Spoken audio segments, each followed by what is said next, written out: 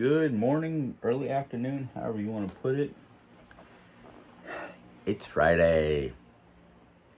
Now I know in about 2 weeks to a month, I'm gonna be looking forward to my Fridays because it will be the end of the work week. But at this point in time, I'm actually happy and semi ready to get back to work. The reason why I say I'm semi ready is um, it's a benefit towards my income. It's a benefit towards my health.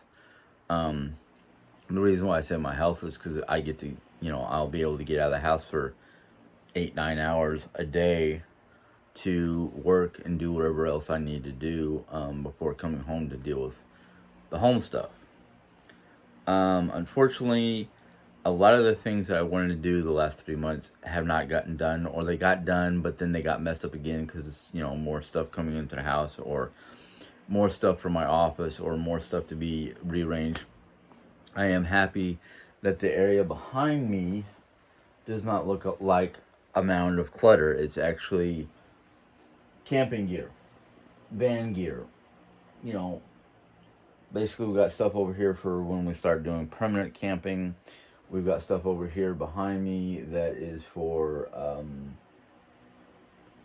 van camping. If we turn our van into a mini camper, stealth camper, however you want to put it. There's so many different names for it. I'm actually happy I got that done because then you don't see as much stuff behind me. I'm hoping this weekend or next weekend or during my weekends, put it this way, my plans are to basically finish up in here, redo the guest room because Lisa will be staying with us for however long she wants to. She's retiring because of medical conditions and whatnot, which I feel for her. I'm actually kind of happy that she's retiring at her age, but I'm also sad for her because of the medical issues. The hip problem. It's the only one I know, but the hip problem is the major one because as a teacher, you can't really afford to be, having aches and pains all day long because of your hip.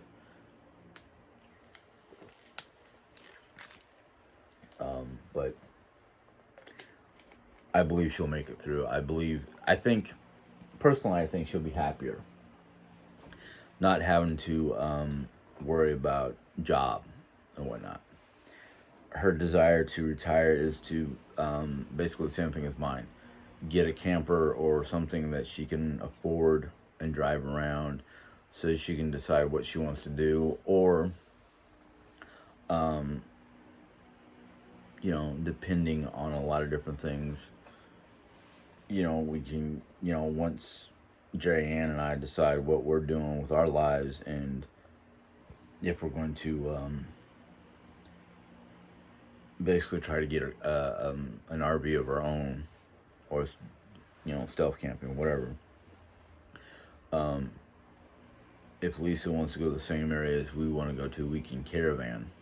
We'll have to find a way to do that. So we've got some nice ideas for the future. Right now, I'm just happy to be able to go back to work. One of the things that Jerry Ann and I have discussed is if we decide to go and do what we want to do, which is spend most of our time camping during the summertime and come back to a home base of one form or another.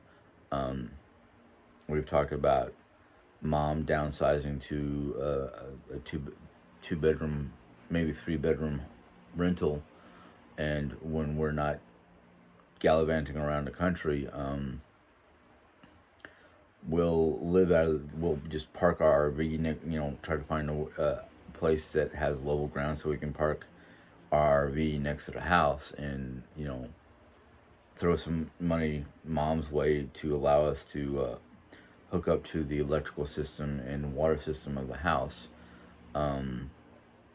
Hopefully Jerry won't have her brace or walker, so Jerry can go inside the house and use the facilities in there, um, you know, things of that nature.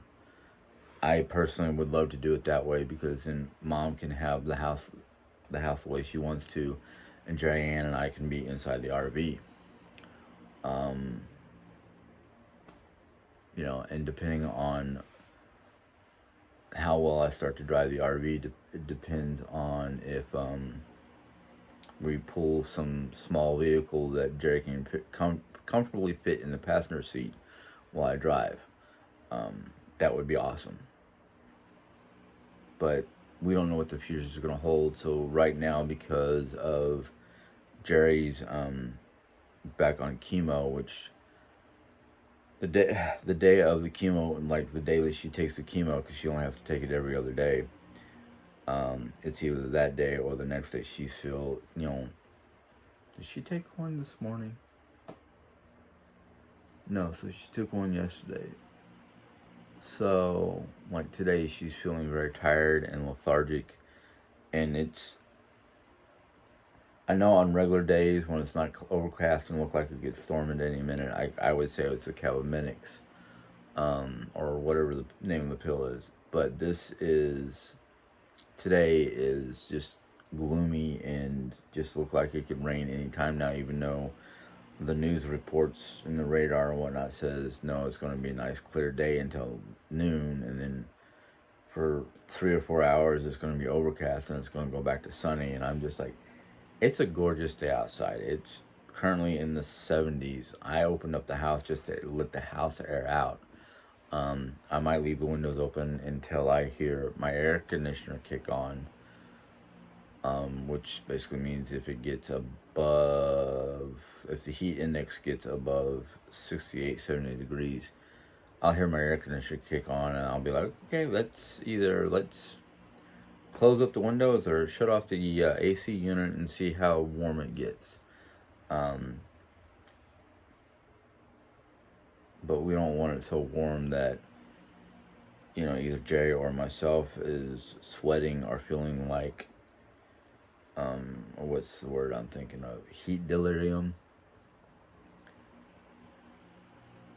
That's happened to me a couple times. But I'm enjoying my day so far. It's a nice day. Yes, I feel a little under the weather, mostly because I'm tired, and I think that is because of the weather more than anything else, because I know I got plenty of good sleep last night. I think I fell asleep before midnight, and my alarm woke me up at about 8. So,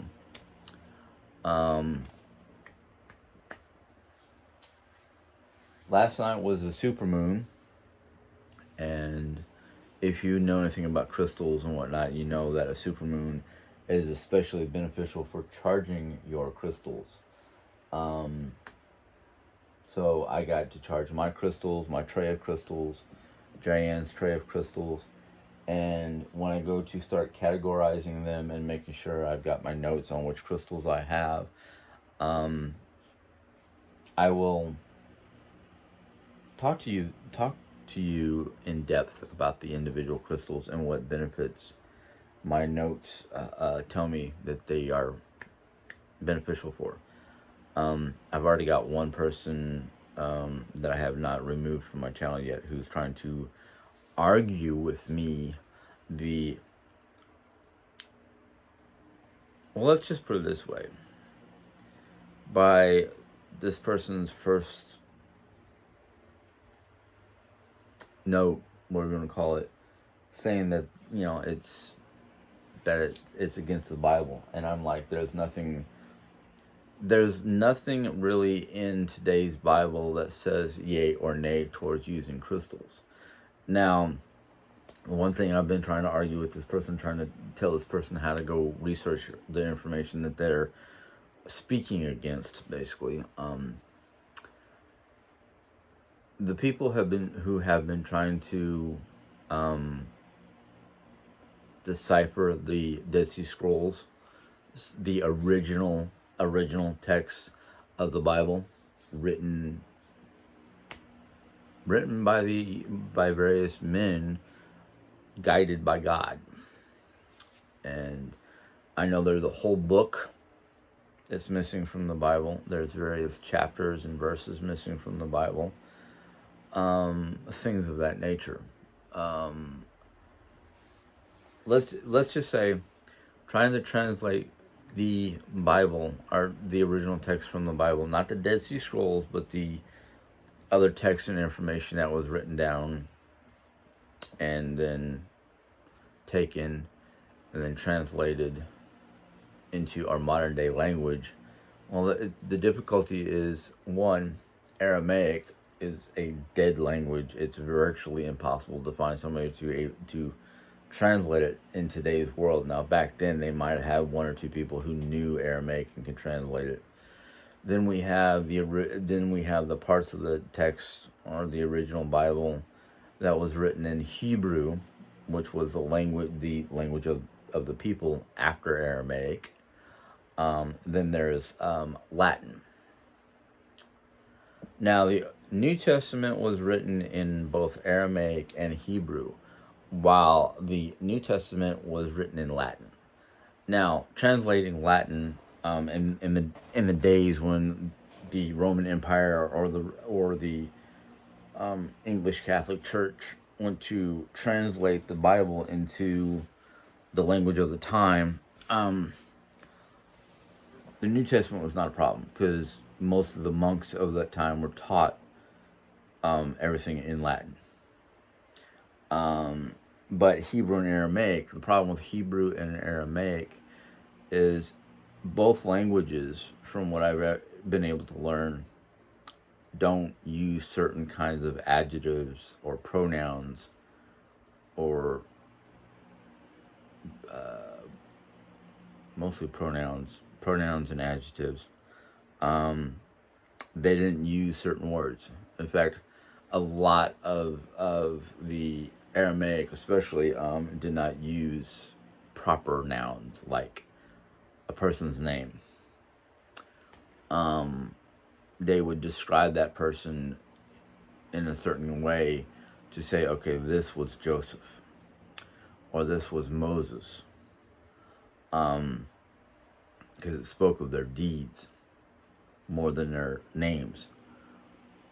So a lot of the original text from the Bible was very difficult to transcribe. And once they got, from what I understand, the English Catholic Church, once it was formed, when they broke away from the Roman Catholic Church, a lot of the information that they were going to translate for the masses, they were going to mass-produce Bibles for the masses to teach them how to read and understand what the Bible says and all that, which at the time, it was the king's decision, but the church of the time was in an uproar, because it was unheard of that the general populace would have their own books that they would have to learn how to read. And they would learn these things outside of being taught by the monks or the bishops or whatever of the time. So, dry lip. My studies have shown me that the church of the time, when they were doing what the king wanted them to do, they decided on their own, without going through the king or through the proper channels, to remove a whole book. A lot of us know it as the Book of Enoch. I think that's the book's name. And they removed things like supernatural phenomena, the ability to lay on hands, because only Jesus should be allowed to do that. We're not going to let the people know that certain apostles, like Peter and Paul, which were like the right-hand people of Jesus, Jesus gave them the gift to lay on hands, to heal the sick. That's unheard of. Why would we let the populace know this? They might think, if I really, really, really connect with Jesus and I'm a really good Christian, maybe I'll be granted that gift or that ability. We don't know why they were granted that ability. Just like they removed anything that had to do with psychic phenomenon or visitors from a different world, or a lot of the things that barely hint in certain various books of the Bible, like a wheel within a wheel. What do you think would that? I mean, modern day terms, a wheel within a wheel. What's that? How do you do a wheel within a wheel? You know, sounds. I mean, the description and whatnot sounded very UFO-ish. A chariot coming from the heavens to, and I can't remember the biblical character's name because I'm not that good with that kind of stuff. But the chariot that came out of the sky and picked up a very, very upright Christian holy man from the Old Testament and took him away. There's one or two different accounts of that we know of in our Bibles. But according to the information I've heard, and it's from scholars who do the research on the Dead Sea Scrolls, talked about this in a British magazine or British newspaper, British research paper. I don't know. I can't remember what it was, but it was from Britain or overseas somewhere. They're finding these things out that they're like, oh my.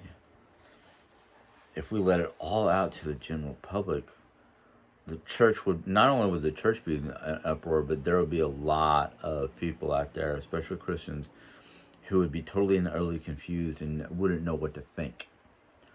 Or the people who are just so hardcore in their modern day Bible that their minds and hearts are not open to the possibility of things that were withheld from the Bible for whatever reason, whether it was the church decision or what. Or maybe there's information that was in the different pots in the same area that they found the Dead Sea Scrolls. There was like 3 or 4 pots that had been destroyed somehow. Why? They were in a cave. Nobody had disturbed it for thousands of years.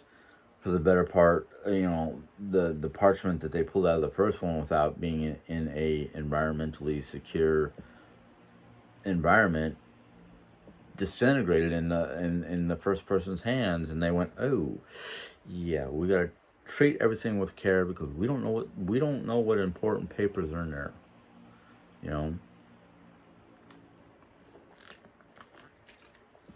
So we don't even know how much of the Dead Sea Scrolls were lost because of aging or natural phenomena. Maybe not even natural, maybe supernatural. Who knows? But the thing is, I don't care if you want to argue with me about my position on the Bible and what I believe in. That's fine and dandy. We can talk about it. But I'm going to tell you right off the bat, before you go talking to me about it, you better have your research. You better have your knowledge. You better have the information that I've accumulated. I don't mind talking about religion. But the thing is, if you're going to disrespect me and what I believe and what I think is right for me from God, then you're going to get the same reaction from me where I won't care what you have to say. So, come to me with a discussion, yes, but come to me like you know better than I do and you're going to argue the point. You're either going to get ignored or I'm going to tell you what to do and then ignore you. Because people want to say, oh, you need to do better research, blah, blah, blah, blah, blah. Well, you know what? That's a two-way street. I know what I know. You know what you know. But the thing is, if you're going to come at me and tell me to do the research, I'm going to turn around and tell you to do the same thing.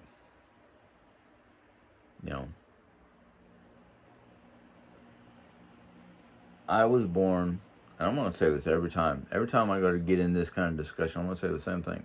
I was born and raised in Christian. My roots are in Christianity. Just because I happen to find stuff that actually works for me that is not in the Bible, like crystals and herbal concoctions. If they work better for me than modern day medicine, then you know what? That's my choice. That's my stance.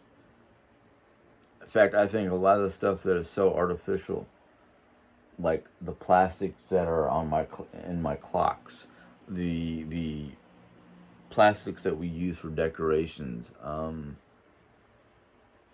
medicines made with chemicals that are not exactly natural chemicals, that are man-made chemicals. Then yeah, I'm gonna, you know,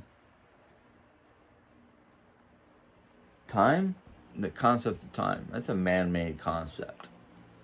Oh yes, we do understand that time.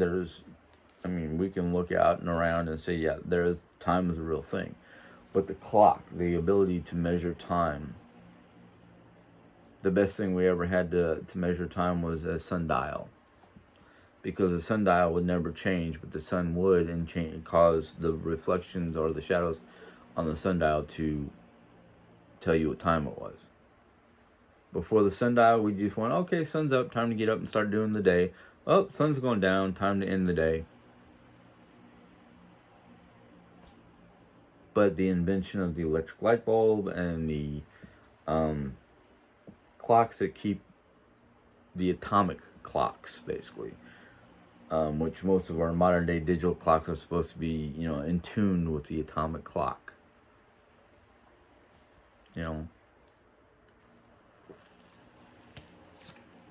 But I'm done arguing with people. If you cannot accept what I know and either come to me with respect and a desire to not only teach what you know, but to accept what I know when I do these videos and answer questions, or talk about, things that came up. I have no problem with talking to people. I've never considered myself having a problem. Communication, if I don't have anything to say, I just shut down and don't say anything. But if I have something to say, yeah. Let's just put it this way. This is 22-minute long so far. And if I wanted to, I can sit here and debate over one person's, questionings, or whatever you want to call her comments. I can do that all day long. I really could. There are times where I wish that I had a better system in here where I can sit in here and have live chats. Because sometimes live chats are a little bit more interesting. But I can't make every video a live chat. That's too much. I've said it before, I'll say it again. And there's only been a handful of people who even had the gumption to follow through with my request. And my request is simple, and anybody can write a question. If you have a question, write the question. If you want to know something that I might have touched on, but you want more detail or something like that, ask the question. Don't come to me acting like you know better than I do. Don't come running to me acting like you're better than I am and your knowledge is more superior. Unless you're connected directly to the library in heaven, your knowledge is just that big. My knowledge is just that big. We've got the same basic, ability to have knowledge, and that's research.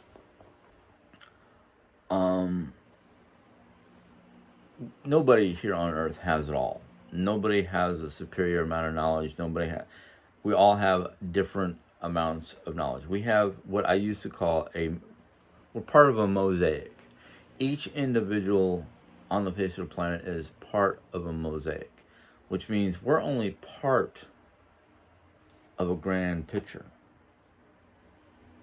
But the problem is, more and more people most people don't even consider that. They just think, oh, I know better than everybody else because I've done the research, I got a PhD, blah, blah, blah. You know what? When I was 16, 17 years old, my mom had a boyfriend who thought he knew everything. He thought he had the better intellect. And I went, oh, so you know more than I do. Just because you're older than I am, you know more than I do. All right, so you know everything. All right, I'm not gonna even let you read it. Tell me about this book. Tell me what's in this book. Tell me about the person in this book. He's like, well, I don't know that until I read it. Well, exactly. I've already read it, so I know the book. I know what was in the book.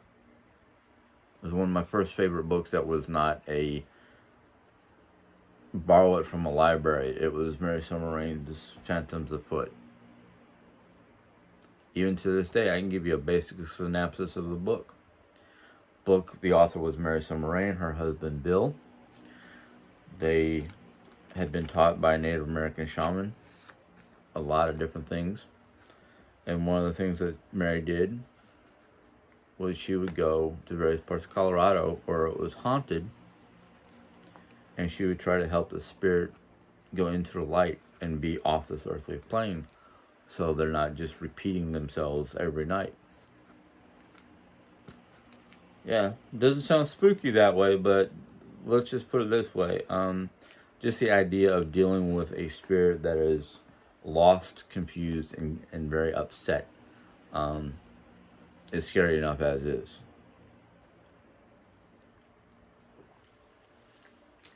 He couldn't even get that much down.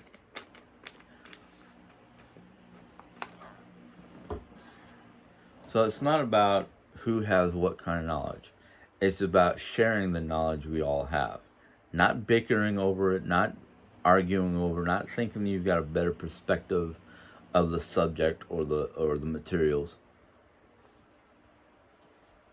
That one of the things I've learned in my life is a lot of these people who go to college, a lot of these people that I call book smart because they have no practical experience. That's great. They have that book smart. But when it comes down to the common sense practice of the book smarts, is where a lot of these book smart people or bookworms, no, because I'm a bookworm, I like to read, but it doesn't mean I have a degree in any of the things I study. But a lot of these people who spend years getting a diploma at the college, which I'm not knocking either. Trust me, I wanted to get a diploma in back at Ozark Christian College. I was going in for missionary, and then I decided, that I didn't really want to pursue missionary because there's a lot of different problems with missionary work. So I changed it from missionary to psychiatry, biblical based psychiatry. And because I figured with all my experiences, with all my problems, from my past, add in a lot of Christian education, and voila, I can be a very good counselor. Not an actual psychiatrist, but a counselor. But for one reason or another, between my learning disability and finances, because I couldn't keep my grades up, I was only able to do 1 year. And in that first year, it was, what was it? Old Testament, Acts, Christian life, I can't remember the other two courses that I took. One of them was for, that was Christian life. And I had more than 3 classes. I think I had 4 or 5 classes, but they were, spurred throughout the week. So like one day I can have 2 classes, another day I could have 3 classes. It just whatever the schedule was. But I enjoyed it, and the professors were like, "Hey, look, you got the material, you're getting A's on the paperwork. Unfortunately, all our grading is done by the test, and you can't complete the test." And I'm like, "Yeah, I get anxiety where I can look at the question, know what the answer is, but I freeze up, and that's one of the reasons why I couldn't continue Ozark Christian College, because the fact that the knowledge is here, but when it comes to a timed test, it's like, uh, I know this, I know this. What? Okay, yeah, you know. And unfortunately, the college does not have a curriculum or testing for people with my issues. But you know what? It never stopped me from doing it. The only thing that's ever stopped me from doing anything is money, finances. That's in the past.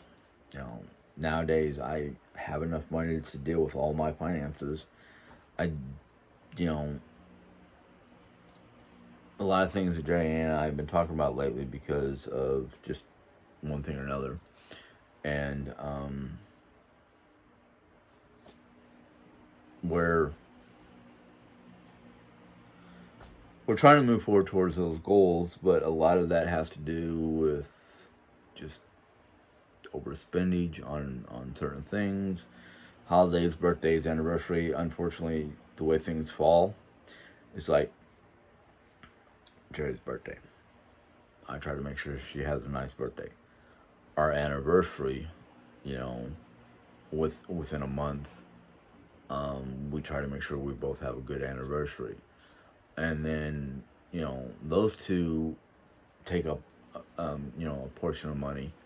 And then we have until October, my birthday, to get back on our feet and whatnot and pay off our debts. And then my birthday comes around and Jerry Ann tries to make sure I have a nice birthday and I'm happy with everything I get, which I usually am. And then we have Thanksgiving. Now, depending on who all's here during Thanksgiving, depends on how much money we spend on food. And then Christmas time, right after Thanksgiving, Christmas time.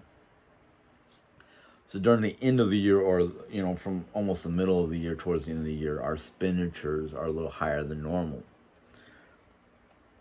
So it's like, okay, let's try to find a way to make it easy without, you know, putting us a little over our normal budget, because, you know, having to pay back, whether we use credit cards or not, just having to pay for everything. And I'm not complaining. I'm not asking for anything, because you know, we're making it through. We're actually almost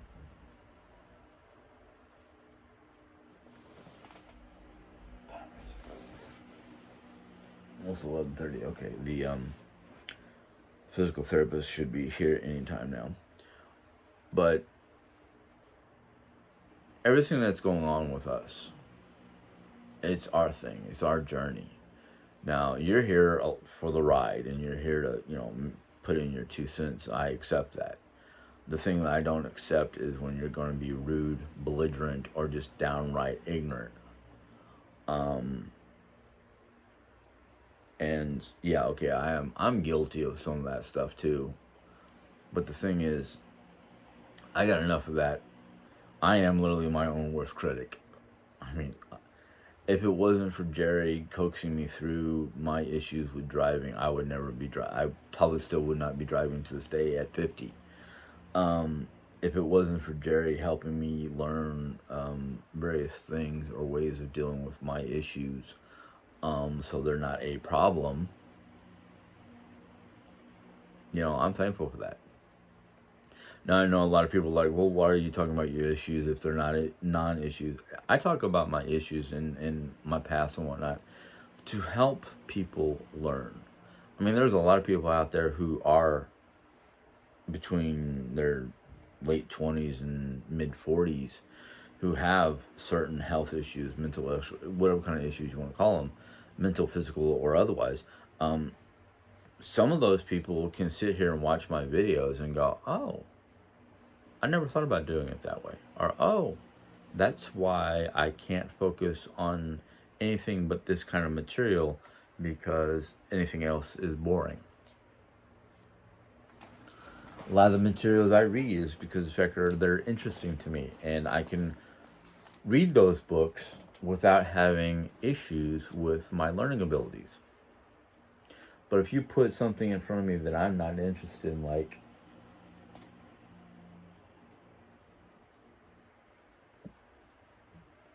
anything about knitting or crafting or gardening or politics or things of that nature, I'm like, somebody's got to read this to me, otherwise I'm just gonna put myself asleep and go, that was a waste of my time. Each and every person is different, and that's why modern medicine realizes, okay, stage 4 cancer in this patient is causing negative feedback. They're always upset. They're always down on themselves. They act like they don't want to live because they think cancer is basically a death sentence. Yet, cancer patient number 2 is happy and giddy and energized and positive and trying to do what they can to move forward with their lives without worrying about time of death or when is that patient going to die. That's why Jerry is the way she is. She is diagnosed with stage 4 kidney cancer or renal. I don't even know the renal carcin. I don't even know the scientific names. But she's happy. She's full of energy when her medication isn't dragging her down. She has a positive outlook. Yeah, she is scared. She is scared of a lot of things that could happen because of going back on chemo, going back on her treatments and all that fun stuff. Everybody has an issue of one form or another, and it's not the issue that should be focused on, it's the person. Okay? I know for me, if I had gotten cancer of any form, I wouldn't know how to look at it. I would take the doctor's information into consideration. I would take into consideration who I am, the person I am, the way my mood can be. Yeah, there's going to be days where I'm going to be like, yeah, let's go conquer the world. And there are other days I'm going to be like, holy. Anybody get the numbers of that fleet of Mack trucks that just ran my butt over? Because I feel like crap. It's the individual's attitude, the individual's take on life, the individual's positivity. Negativity can affect an individual too, but it's how strong you stay within your positive energy, your beliefs, whatever is going to keep you moving forward. Some people, they get cancer and they're just like, oh, I guess I got nothing worthwhile to live for. I might as well just lay in bed and mope and let the cancer take me. Not this one. Nope. She looked cancer straight in the face and went, I'm beating your ass. And that's how she does it. Last night, Jerry was a little melancholy and upset. And she had her moment of just letting it go. Letting it go. Best thing you can do with that negativity is let it go. Drop its ass on the curb. Drop its ass in the dump, public dump grounds.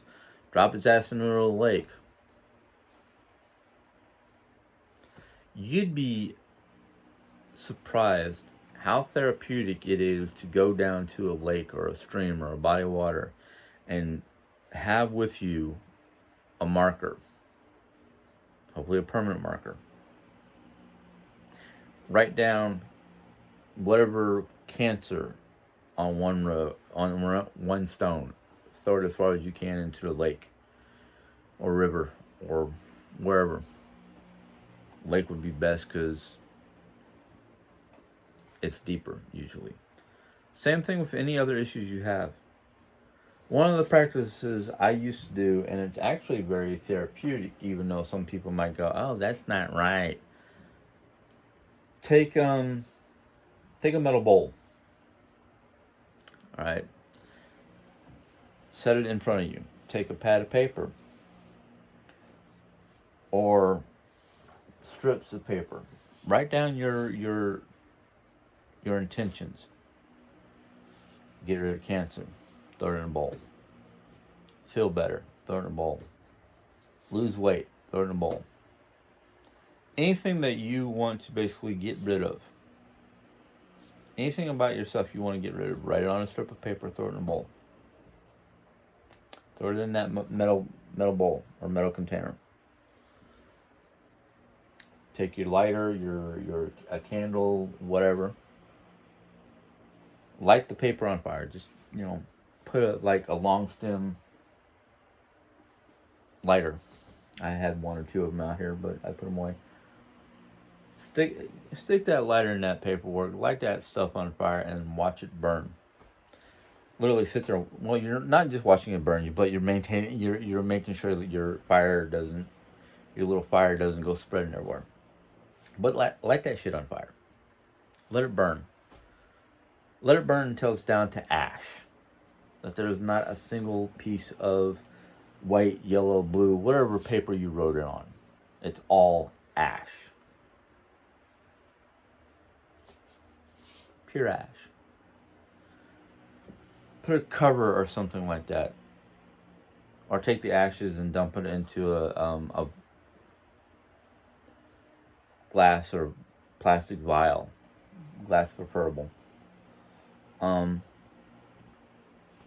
Take it up in the mountains. Take it up somewhere away from town so you don't get in trouble. And just dump the ash out. Just clean out that ash. Just pour the ash out and let the wind take it. Let the wind blow it away. And don't focus on any of that stuff ever again. Don't worry about it. Do your medicines, do your doctor's appointments, do your treatments, do all that stuff. But don't focus on the negativity that you just got rid of. You burnt away. Simple. No rituals, no needs to have a ceremony, none of that. If you're a Christian, you can still do that and focus. Write down your problem. Throw it in the bowl to be burned. Focus on as the ash burns or as the paperwork burns. Think upon God. Think, God, as I burn these negative thoughts, please take them away from me. Take them off my hands. Do what you will with it. Just cure me. Help me heal. Help me be positive. Help me get over my problems. Whatever it is. There's nothing wrong with it because I learned this. I'll tell you something I learned at Ozark Christian College. This is one of the things we did at Ozark. As freshmen during Initiative Week, it was one night, they built a bonfire.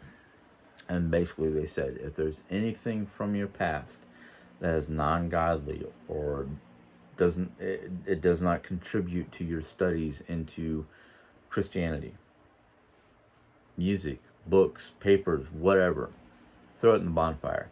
People were throwing CD-ROM, music discs, comic books, thick notepads that they must have used as old journals. They were throwing this stuff into the fire pit, into the bonfire, and I was like, this is interesting. I never thought about throwing or burning old information or old stuff that kept you from moving forward. Well, everything I've gathered in my life, everything that I've read or am reading or studying, I don't feel it holding me back. I feel it helping me move forward to who knows. I personally think God put all these things in my way, or not in my way, but in my life, to not only help propel me forward to what He wants me to do or be, but it also helps me learn about my ancestry, my origins, basically. I don't feel anything negative about it. I feel very positive about it. And the way I've been living my life lately, I don't see negativity in anything I'm doing. And I think because in my heart of hearts that I know it's not wrong, because I'm not doing anything evil. I'm not doing anything to be rude. I'm not doing anything to be non-Christian. I could flip the coin at any time I want to. I could literally sit there and go, you know what? I'm tired of Christianity, because not only because people don't understand me who are fellow Christians, but those same people who are fellow Christians are belittling me and not acting like Christians should act like. Why would I want to be a Christian? Why would I want to be somebody like that? I don't. I don't. I get on my channel, I talk about what I want. I talk about things that I like. If, for any reason whatsoever, somebody does not like who I am or what I'm talking about, well, one, I didn't force you to watch the video. Two, I'm not forcing you to make a comment. That's your choice. The thing is, your choice, if it impedes or offends me, I can remove your comment. So the thing is, if you don't like what I'm saying or don't like the way you feel because I'm saying it, first, before you make a comment, you should think about why you feel the way you feel. And then you should think about how would it affect the person that you're going to make a comment about, or the person you're going to make a comment on that person's channel. Think about how it's going to make them feel. Yeah, I know a lot of people are like, well, the truth hurts, doesn't it? Yeah. But the thing is, if it's not a truth in my book or in my brain, it's you coming off as a nitpicking, controlling, Bible-beating, nonsense-sounding person. I'm going to do two things. One, I'm either going to ignore it or make my own reply to your comment. And if it becomes an argument, or if it becomes disruptive towards another viewer who's making positive comments and trying to be a positive person, you're not going to be able to make comments on my channel. Simple as that. Simple as that. Because I'm only human. I can only take so much. I can only do so much on my channel. One thing that I don't have to do is take the abuse of any form whatsoever. You know why I can stay calm and positive? Because I'm no longer looking at negative resources, negative channels, or negative websites. No. Done with that kind of crap. Done with those kind of people. Yeah, if I wanted to, I can go look, but why? Well, the only reason why I can think of is to laugh. Literally, these people are starting to make me laugh. Why? Because they're so full of nonsense and half-truths and half-baked information that it doesn't make sense anymore. It's laughable. It's laughable how these people can come away from somebody's channel, and it's not just mine, it's not just Jerry Ann's, there's a whole lot of other people. And I sit there and go, where did you get this nonsense? What resource are you looking at? It's laughable, because it's like, really? Really? You think that? Well, okay, that's your right to think that. But if it's not true, if it's half-baked information, it just becomes a joke. It literally becomes a joke. Not towards me, but towards them, because it's like, where'd you get that information? That's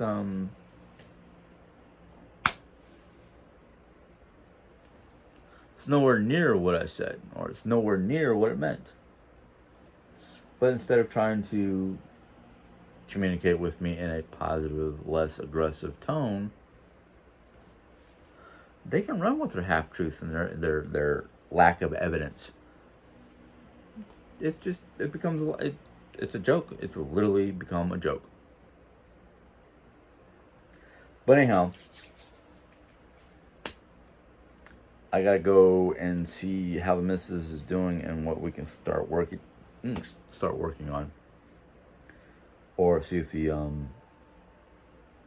physical therapist is here, because she said somewhere in between 11 and noon. It's a little bit after or between 11:30 and noon. It's already that, and this is already 50 minutes. So I'm gonna leave you with those thoughts and those words.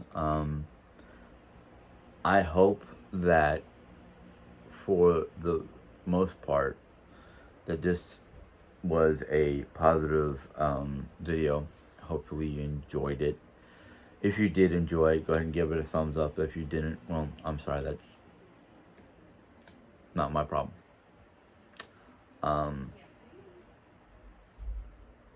So you guys know what to do below. You got a comment or question, go ahead, put it in there. I remind you again, if it's not a positive one, I may ignore it, or I just may shuffle it off to Buffalo. If you're new to my channel and you liked some of the things I talked about, you are more than welcome to hit the subscription button. And then once you hit the subscription button, you can click on that little bell, and the bell will notify you when I put in my next video. So until next time, you have a good day. Bye.